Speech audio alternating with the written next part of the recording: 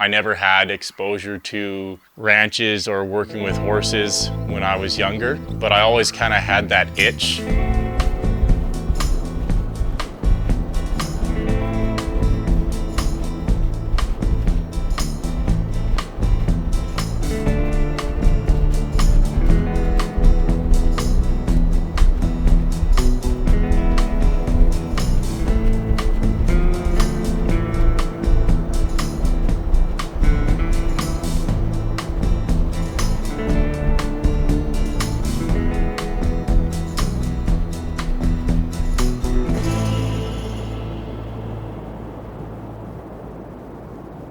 I can't pinpoint when something happened in my life that made me want to wear cowboy boots.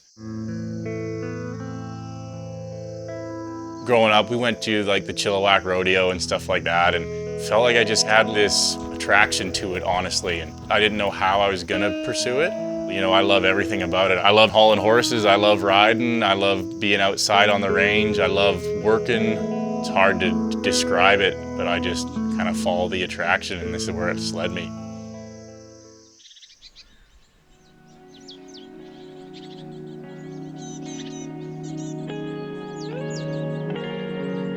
When people ask, like, why do you live this way and what made you pursue working with horses? And for me, I almost feel like I'm kind of having an obligation because I have this unreal opportunity being a professional athlete, you know, having time off, that like I have an obligation to live life to the fullest is really the simplest thing. The thought process of you leave the emotions at the gate definitely, you know, goes hand in hand with working with horses and racing on the ski cross course. Skiing for me was kind of like walking for most people. I started skiing when I was at 2 years old. Started with my family. I'm skiing in the backcountry at Mount Baker. I can't tell you like the specific time when I chose to switch from alpine skiing to ski cross. Alpine skiing, it's a timed event, and I was always okay with that, but whenever we would do like dual slaloms or head-to-head racing, that was really where I would shine. I knew whether I was in first or whether I was in last. It's Canadian Reece Howden with the early lead. We've seen Howden ski very quickly in the bottom half of this course. Howden storms to victory. You know, what wakes me up in the morning and makes me want to be the best ski cross athlete in the world, it's the competitive nature that I have. I just love to compete, really is the bottom line. Yeah, the mental side is big. You know, you have to have your goals aligned, and you have to have your reason to be there for sure. And once you kind of win a few times, you almost feel like that's kind of like the expectation, and you want to move away from that being the expectation as to that being the goal. It's a dangerous sport. It's like, you know, motocross, BMX sort of deal. There's big crashes, and you can get beat up for sure. At this point, I feel like I'm in a really good place. I've had 3 overall victories, over 18 World Cup wins. It's a great life. I get to hunt in the fall, I get to ski all winter, and in the summers I get to train horses and ranch, and I don't think there's anything else I'd want to be doing.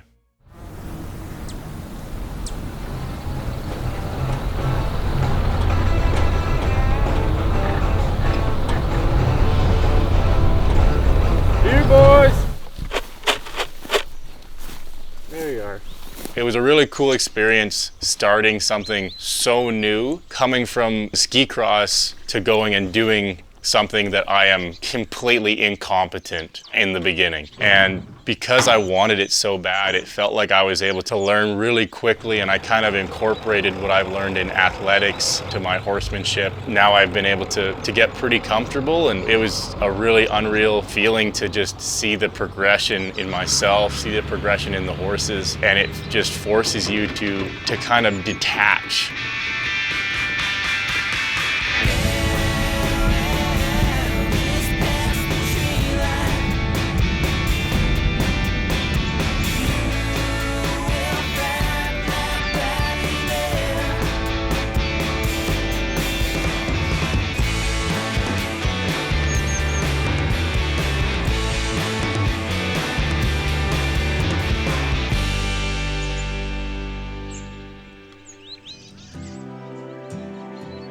Yeah, for me, like hunting, the biggest thing is the adventure and the experience. Even last year, was able to spend almost 30 days in a tent in the backcountry, which was just unreal.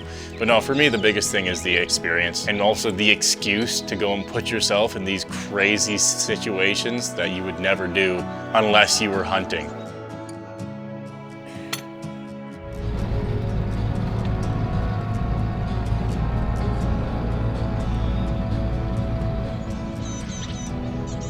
Hunting, you can overcomplicate it very easily, and it's really not that complicated.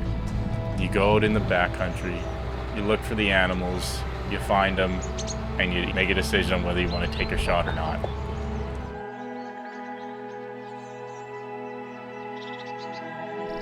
When I'm going to take an animal, I think there's weight to that. You're going to take that animal's life, and you better have a good reason to do it. I want to do right by the animal by giving it a merciful death, and I want to make a good shot and, harvest a mature animal that's, for one, legal and in or beyond the prime of its life, and I want to do something that's going to be valuable to the population too, conservation-wise.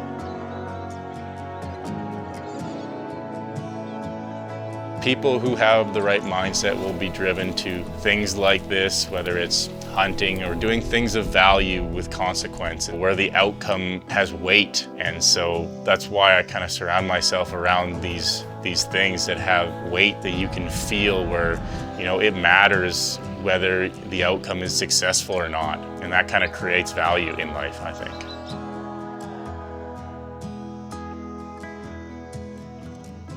If I have the opportunity to live this way, better damn well take it, I think.